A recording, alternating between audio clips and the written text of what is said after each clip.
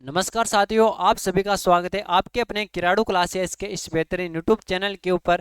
और मैं विष्णु कुमार आप सभी का हृदय की गहराइयों से स्वागत करता हूं। आज के सेशन में हम देखेंगे साथियों राजस्थान इतिहास से संबंधित कुछ क्वेश्चनों के बारे में जो हमारे एग्जाम की दृष्टि से इम्पोर्टेंट है साथियों ना।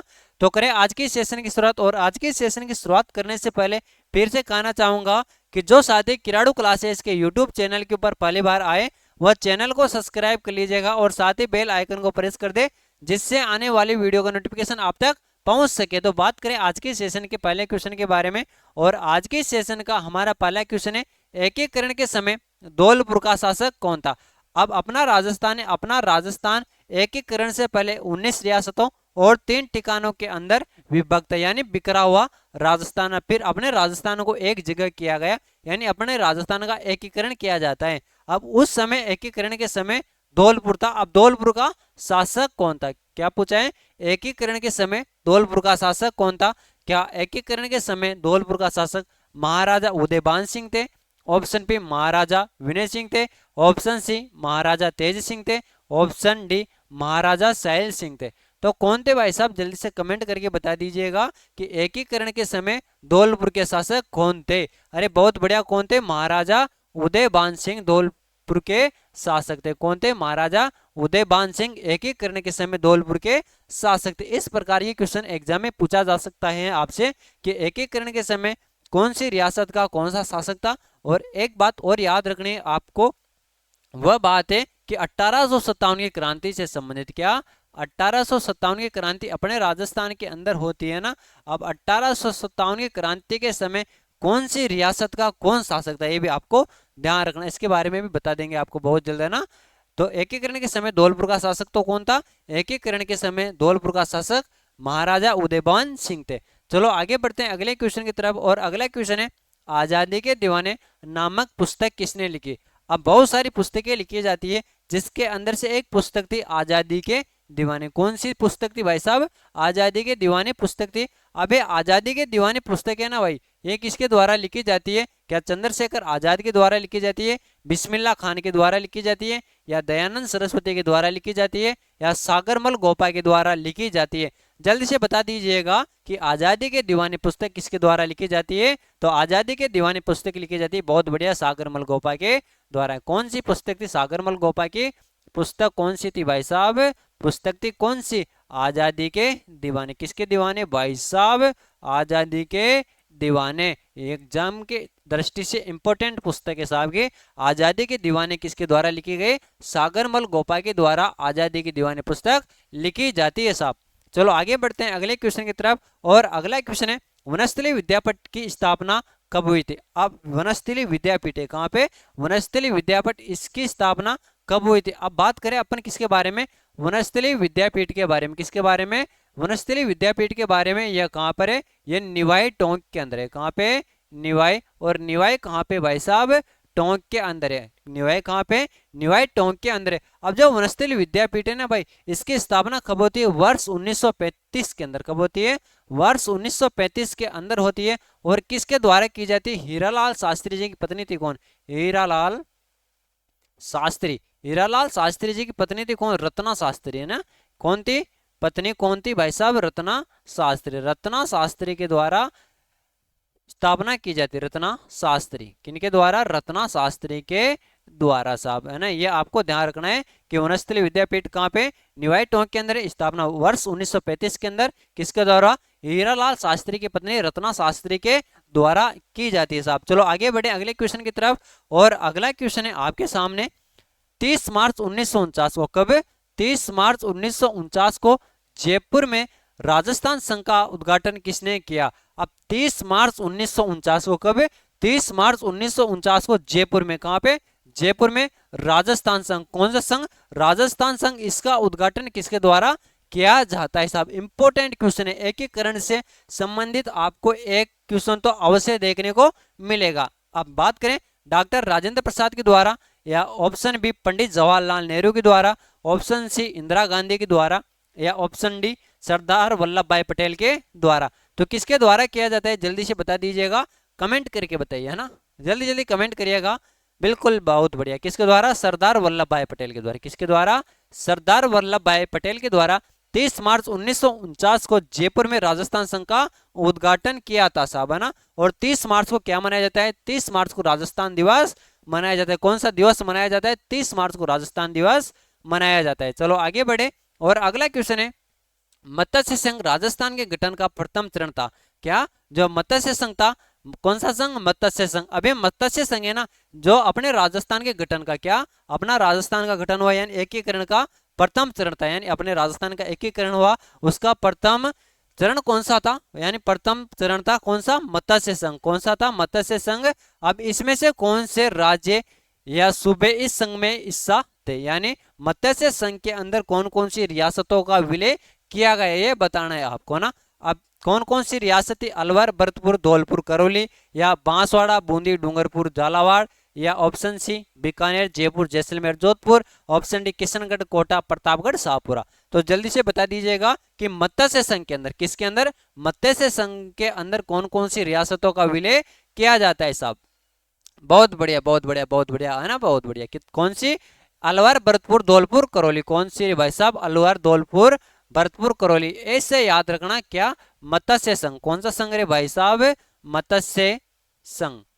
मत्स्य संघ के अंदर कौन कौन सी रियासत थी? तो सीधा याद रखना ABCD। कौन सी? ABCD। क्या? ABCD याद रख लेना। ए से अलवर, बी से भरतपुर, सी से करौली, डी से धौलपुर। बहुत बढ़िया, अरे बहुत बढ़िया, शाबाश, है ना। तो कौन कौन सी? अलवर, भरतपुर, धौलपुर, करौली, ये मत्स्य संघ के अंदर थी साहब। कहां पे थी? मत्स्य संघ के अंदर विलय किया गया इन 4 रियासतों का। चलो आगे बढ़ते हैं। चलो अब अपन देखते हैं किसके बारे में? एकीकरण के बारे में। अब अपना राजस्थान का एकीकरण है ना, यह 7 चरणों के अंदर होता है। कितने चरणों में? 7 चरणों में होता है। अब वो 7 चरण के बारे में अपन देख ले कि राजधानी किसको बनाया जाता है, प्रधानमंत्री किसको बनाया जाता है, राज प्रमुख किसको बनाया जाता है। यहां से आपके सामने एग्जाम में क्वेश्चन देखने को मिलेगा। अब पहले बात करें प्रथम चरण के बारे में। किसके बारे में देखे भाई अपन? प्रथम चरण के बारे में देखे ना, तो प्रथम चरण का नाम कौन सा था? क्या प्रथम चरण था? प्रथम चरण का नाम था मत्स्य संघ। क्या नाम था?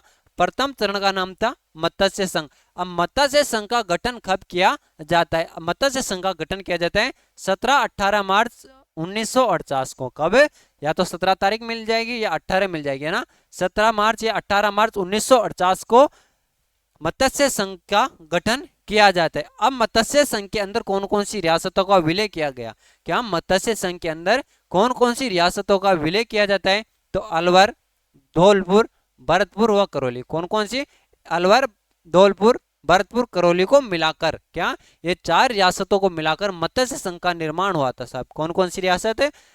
अलवर, धौलपुर, भरतपुर, करौली को मिलाकर जो मत्स्य संघ है इसका निर्माण हुआ। अब देखो निर्माण तो कर दिया, अब फिर राजधानी किसको बनाया? क्या मत्स्य संघ की राजधानी किसको बनाया? तो मत्स्य संघ की राजधानी बनाया जाता है अलवर को। किसको बनाते हैं?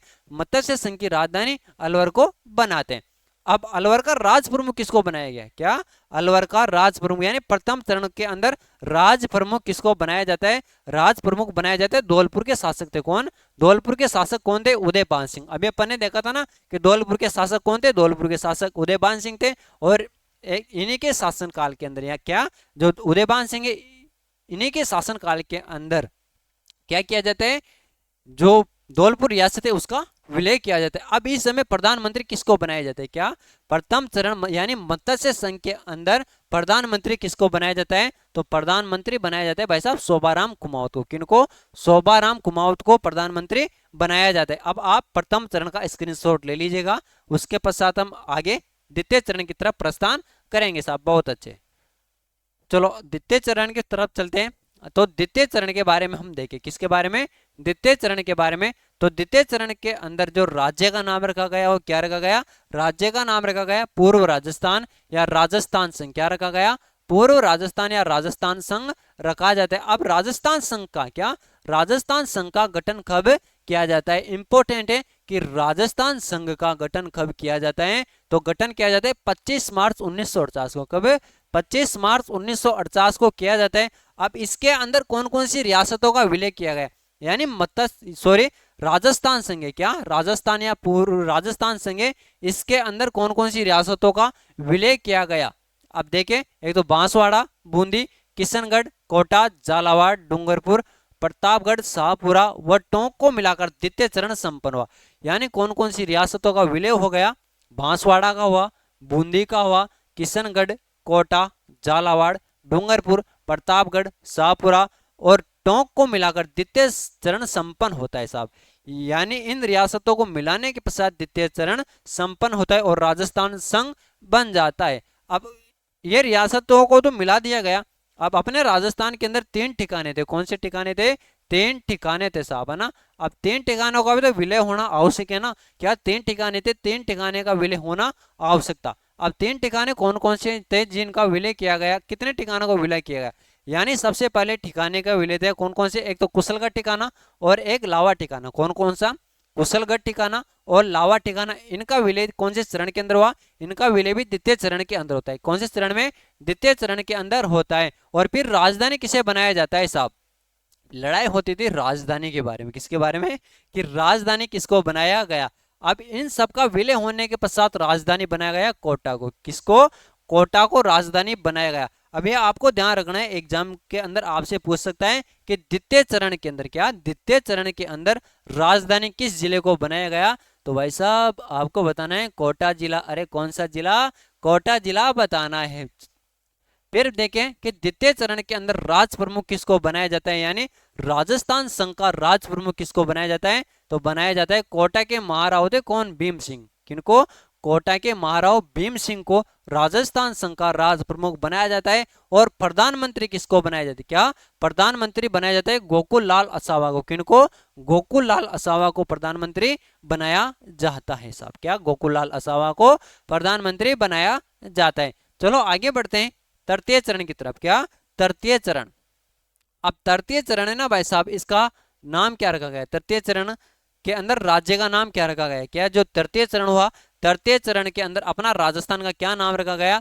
तो संयुक्त राजस्थान रखा गया। क्या रखा गया? संयुक्त राजस्थान। देखो तृतीय चरण के बारे में पूछ सकता है कि तृतीय चरण का नाम क्या रखा गया? तो संयुक्त राजस्थान। क्या रखा गया? संयुक्त राजस्थान। अब संयुक्त राजस्थान का गठन कब होता है? क्या संयुक्त राजस्थान का गठन कब होता है भाई? तो 18 अप्रैल 1848 को। कब? 18 अप्रैल 1848 को संयुक्त राजस्थान का गठन होता है। किनका? संयुक्त राजस्थान का गठन होता है। अब संयुक्त राजस्थान के अंदर कौन कौन सी रियासतें शामिल की गई? क्या संयुक्त राजस्थान है? संयुक्त राजस्थान के अंदर कौन कौन सी रियासतें शामिल की गई? जिसके अंदर देखिए अब रियासत के बारे में, तो संयुक्त राजस्थान, क्या संयुक्त राजस्थान में उदयपुर मेवाड़ का विलय किया गया। क्या संयुक्त राजस्थान है? संयुक्त राजस्थान के अंदर उदयपुर मेवाड़ का विलय किया जाता है। किसका? उदयपुर मेवाड़ का विलय किया जाता है। यानी जो उदयपुर का जो मेवाड़ है उसका विलय कर दिया। किसके अंदर? संयुक्त राजस्थान के अंदर।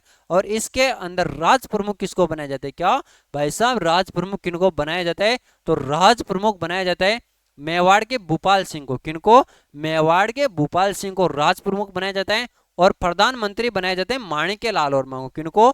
माणिक्य लाल वर्मा को क्या बनाया जाता है?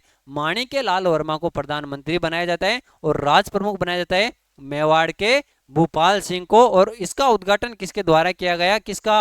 अरे भाई साहब संयुक्त राजस्थान है। संयुक्त राजस्थान का उद्घाटन किसके द्वारा? पंडित जवाहरलाल के द्वारा। किसके द्वारा? पंडित जवाहरलाल जी के द्वारा उद्घाटन किया जाता है। किसका? संयुक्त राजस्थान का। चलो आगे बढ़ते हैं, इसका स्क्रीनशॉट ले लीजिएगा आप, है ना। बहुत बढ़िया।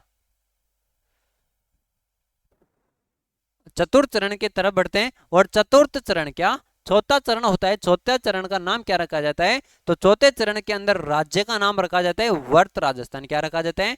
चौथे चरण के अंदर राज्य का नाम रखा जाता है वर्त राजस्थान। अब वर्त राजस्थान का गठन किया जाता है 30 मार्च 1949 को भाई साहब, ना। जो चतुर्थ चरण है, चतुर्थ चरण का गठन 30 मार्च 1949 को किया जाता है। और इसके अंदर कौन कौन सी रियासतों को शामिल किया जाता है? तो संयुक्त राजस्थान के अंदर। किसके अंदर? संयुक्त राजस्थान। जो अभी अपन ने देखा ना, ये संयुक्त राजस्थान, इसके अंदर उदयपुर भी आ गया ना। अब इसके अंदर क्या संयुक्त राजस्थान में बीकानेर, जोधपुर, जैसलमेर और जयपुर का विलय हो गया साहब। किसका? संयुक्त राजस्थान तो यही से। इसके अलावा बीकानेर, जोधपुर, जैसलमेर और जयपुर का विलय हुआ साहब। और जैसे इन रियासतों का विलय हुआ, किसका? बीकानेर, जोधपुर, जैसलमेर और जयपुर का विलय होते ही अपने राजस्थान का स्थापना दिवस मनाने लगे। क्या? राजस्थान का स्थापना दिवस, यानी राजस्थान स्थापना दिवस कब मनाया जाता है? 30 मार्च को मनाया जाता है। यानी अब जो अभी वर्तमान के अंदर राजस्थान है, यह थोड़ा थोड़ा अस्तित्व के अंदर आ गया था। क्या? थोड़ा थोड़ा अस्तित्व के अंदर आ गया था, और इसको नाम क्या दिया गया? वर्त राजस्थान। अब आपको एग्जाम के अंदर क्या याद रखना है कि वर्त राजस्थान के अंदर कौन कौन सी रियासतें शामिल की गई? बीकानेर, जोधपुर, जैसलमेर और जयपुर का विलय हुआ। किन किन का? बीकानेर, जोधपुर, जैसलमेर और जयपुर का विलय हुआ। और चतुर्थ चरण के अंदर ही कब हुआ? 30 मार्च 1949 को। और इस दिन राजस्थान का स्थापना दिवस मनाया जाता है। क्या? राजस्थान का स्थापना दिवस मनाया जाता है। अब फिर बात आती है कि साहब चतुर्थ चरण हुआ, चतुर्थ चरण के अंदर राज प्रमुख किसको बनाया गया? क्या? राज प्रमुख किसको बनाया गया? तो राज प्रमुख बनाए जाते हैं जयपुर के मानसिंह द्वितीय को। किनको? जो जयपुर है, जयपुर के मानसिंह द्वितीय को राज प्रमुख बनाया जाता है। और प्रधानमंत्री बनाया जाता है हीरालाल शास्त्री को। किनको? हीरालाल शास्त्री को प्रधानमंत्री बनाया जाता है साहब, है ना, ये आपको ध्यान रखना है। और फिर आता है एक पद और ऐड कर दिया गया है। देखो इसके अंदर राज प्रमुख था, और फिर लड़ाई हो रही थी साहब कि हमको भी किसी ने किस तो पद देना ही पड़ेगा आपको ना। फिर एक पद और जोड़ा गया, महाराज प्रमुख। कौन सा? महाराज प्रमुख। देखो वो तो था राज प्रमुख, और एक पद जोड़ा गया महाराज प्रमुख। अब महाराज प्रमुख किसको बनाया गया? महाराज प्रमुख बनाया गया महाराणा भूपाल सिंह को। किनको? महाराणा भूपाल सिंह को महाराज प्रमुख बनाया जाता है। और फिर इसका उद्घाटन किसके द्वारा किया जाता है? यानी चतुर्थ चरण वर्त राजस्थान है, इसका उद्घाटन किसके द्वारा? सरदार वल्लभ भाई पटेल के द्वारा। किसके द्वारा? उद्घाटन करता कौन थे? सरदार वल्लभ भाई पटेल के द्वारा उद्घाटन किया गया चतुर्थ चरण का, यानी वर्त राजस्थान का। चलो स्क्रीनशॉट ले लीजिएगा इसका भी, फिर हम आगे बढ़ेंगे। बिल्कुल, बहुत बढ़िया। और आगे आता है पंचम चरण। कौन सा? पंचम चरण। अब जो पांचवा चरण है ना, पांचवें चरण के अंदर राज्य का नाम रखा गया संयुक्त वर्त राजस्थान। क्या? पंचम चरण के अंदर राज्य का नाम रखा जाता है संयुक्त वर्त राजस्थान। और पंचम चरण का गठन किया जाता है 15 मई 1949 को। कब? 15 मई 1949 को पंचम चरण का गठन किया जाता है। अब इसके अंदर कौन कौन सी रियासतों का विलय किया गया? एक तो वर्त राजस्थान के अंदर मत्स्य संघ का विलय हुआ। किन के अंदर? जो वर्त राजस्थान था, वर्त राजस्थान में किसका विलय हुआ? मत्स्य संघ का। और एक ठिकाना था साहब, कौन सा? नेमराना। देखो दो ठिकाने तो विलय हो गए थे दूसरे चरण के अंदर, और तीसरा ठिकाना था कौन सा? नेमराना। इसका विलय होता है पांचवें चरण के अंदर। चलो स्क्रीनशॉट ले लीजिएगा इसका, उसके पश्चात आगे बढ़ते हैं। अब आता है छठा चरण। अब छठा चरण है भाई साहब, छठे चरण के अंदर नाम क्या रखा गया? यानी छठे चरण के अंदर राज्य का नाम क्या रखा गया? तो छठे चरण के अंदर राज्य का नाम रखा गया राजस्थान। अब ये राजस्थान है ना अस्तित्व के अंदर कब आता है? 26 जनवरी 1950 के अंदर। यानी जैसे छठे चरण का गठन हुआ कब? 26 जनवरी 1950 को। और इसी दिन क्या हुआ? राजस्थान अस्तित्व के अंदर आ गया साहब। क्या? राजस्थान अस्तित्व के अंदर आ गया। जो अभी अपना राजस्थान है, ये राजस्थान अस्तित्व के अंदर 26 जनवरी 1950 को आता है छठे चरण के अंदर। अब छठे चरण के अंदर कौन कौन सी रियासतों का विलय होता है? क्या? रियासतें। सिरोही की देलवाड़ा व आबू क्षेत्र को छोड़कर विलय हो गया। अब जो सिरोही है ना, सिरोही का जो देलवाड़ा, कौन सा? देलवाड़ा वो आबू क्षेत्र है ना, देलवाड़ा वो आबू क्षेत्र को छोड़कर विलय हो गया। यानी सिरोही का जो देलवाड़ा और आबू क्षेत्र है ना, इसको छोड़ दिया, और संयुक्त राजस्थान 26 जनवरी 1950 के अंदर छठे चरण में विलय हो गया साहब, है ना। अब आप सोच रहे हो कि सर ये देलवाड़ा व आबू क्षेत्र का क्या हुआ? क्या? देलवाड़ा व आबू क्षेत्र का क्या होता है? अब इसके बारे में देखिए सातवें चरण में, है ना। देलवाड़ा व आबू क्षेत्र के बारे में बहुत सारी लड़ाई हुई। गुजरात वाले कह रहे थे कि देलवाड़ा और आबू क्षेत्र तो हमारा हम रखेंगे। अरे भाई साहब, देलवाड़ा और जो आबू क्षेत्र है ना, यही नहीं आया तो फिर राजस्थान क्या? भाई साहब सबसे शानदार जगह यही है घूमने की। कौन सी? देलवाड़ा आबू क्षेत्र, है ना। अब आता है सातवां चरण। कौन सा चरण आता है? सातवां चरण। अब सातवें चरण का नाम तो पता चल गया, राजस्थान रखा गया। क्या? राजस्थान रखा गया। और गठन कब किया जाता है? गठन हुआ साहब 1 नवंबर 1956 को। यानी सातवां चरण है, सातवें चरण का गठन कब होता है? 1 नवंबर 1956 को। और इस दिन राजस्थान स्थापना दिवस मनाया जाता है। क्या मनाया जाता है? राजस्थान स्थापना दिवस मनाया जाता है। यानी अभी आप जो वर्तमान के अंदर जो राजस्थान देख रहे हो ना, ये अस्तित्व के अंदर आता है। अब इसके अंदर कौन कौन सी रियासतों का विलय हुआ? राजस्थान में आबू देलवाड़ा। क्या? राजस्थान में आबू देलवाड़ा और अजमेर मेरवाड़ा का विलय होता है। क्या?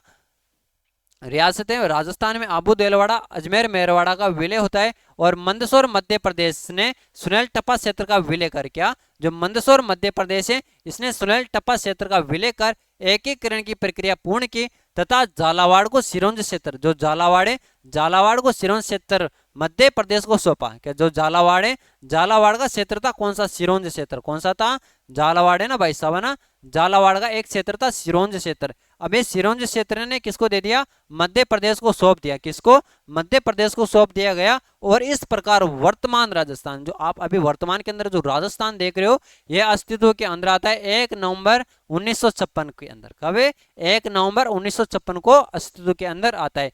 अब ये बातें आपको दिल और दिमाग के अंदर सेव हो जानी चाहिए इनसे एग्जाम के अंदर आपको क्वेश्चन देखने को 100% मिलेगा। अरे सीटी का नहीं कोई सा भी एग्जाम दे लो आप कोई सा भी एग्जाम दे लो सभी एग्जाम के अंदर इनमें से क्वेश्चन पूछा जाता है साहब। चलो आगे बढ़ते हैं। ये अपने देखा एकीकरण के बारे में कि एकीकरण अपना राजस्थान का किस प्रकार से होता है राज प्रमुख किसको बनाया जाता है किसका उद्घाटन किसके द्वारा किया जाता है प्रथम संघ का क्या नाम रखा गया द्वितीय संघ का क्या नाम रखा गया तृतीय चरण उसका नाम क्या रखा है उन सब के बारे में हमने जानकारी प्राप्त कर ली कि कौन सी रियासत का विलय कब होता है उनके बारे में हमने कंप्लीट जानकारी प्राप्त कर लिया साथियों। अब आगे अगले क्वेश्चन का आंसर आपको देना है। अगला क्वेश्चन है राज्य पुनर्गठन आयोग की सिफारिश के अनुसार माउंट आबू देलवाड़ा अजमेर मेरवाड़ा का राजस्थान में विलय कब हुआ बताइए। अब मैं नहीं बताऊंगा इनका आंसर आप बताओगे साहब क्या है इसका आंसर। राज्य पुनर्गठन आयोग की सिफारिश के अनुसार जो माउंट आबू देलवाड़ा है क्या माउंट आबू देलवाड़ा वह अजमेर मेरवाड़ा का राजस्थान में विलय कब होता है। यदि आपने आराम से अभी एकीकरण देखा है ना तो आप आराम से बिना डर के इसका राइट आंसर बता सकते हो। अरे बिल्कुल बता दिया ना कौन सा 1 नवंबर 1956 क्या 1 नवंबर 1956 को माउंट आबू देलवाड़ा व अजमेर मेरवाड़ा का राजस्थान के अंदर विलय होता है और 1 नवंबर देखो याद नहीं है आपको देखो 1 नवंबर 1956 को देखो माउंट आबू देलवाड़ा अजमेर मेरवाड़ा आई समझ में। देखो इस प्रकार से क्वेश्चन बनते हैं। तो राइट आंसर 1 नवंबर 1956 को राजस्थान स्थापना दिवस भी मनाया जाता है साहब। आगे बढ़ते हैं। हाड़ौती प्रजा मंडल की स्थापना किसने की थी किसकी हाड़ौती प्रजा मंडल है हाड़ौती प्रजा मंडल की स्थापना किसने की या अबिन हरि ने की गोपाल सिंह कोटिया ने की नाथूलाल जैन ने की या नैनूराम शर्मा के द्वारा की जाती है। तो जो हाड़ौती प्रजा मंडल की स्थापना किसके द्वारा नैनूराम शर्मा के द्वारा की जाती है। किनके द्वारा नैनूराम शर्मा के द्वारा हाड़ौती प्रजा मंडल की स्थापना की जाती है। किसकी प्रजा मंडल की स्थापना की जाती है साहब। चलो स्क्रीनशॉट ले लीजिएगा इसका फिर हम आगे बढ़ेंगे।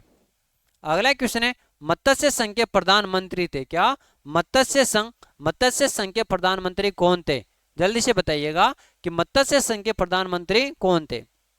बिल्कुल बहुत बढ़िया कौन थे शोभाराम कुमावत मत्स्य संघ के प्रधानमंत्री शोभाराम कुमावत। नहीं ये गलत है ना देखो अभी आपने चर्चा कितनी यार इतने जल्दी कैसे भूल जाते हो आप।